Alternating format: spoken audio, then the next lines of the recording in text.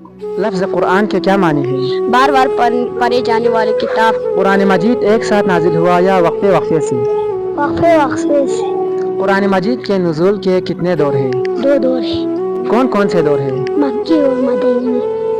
वही का आगाज़ किस मकाम पर हुआ? गार हिरा पर।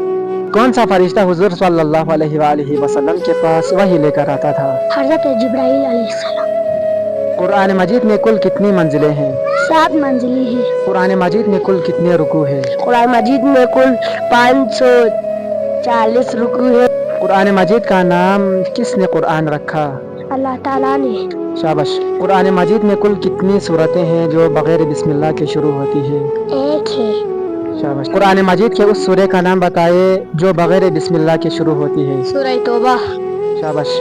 कुरान मजीद के उस सूरे का नाम बताए जिसमें बिस्मिल्लाह 2 मरतबा आई है? सूरह नमल।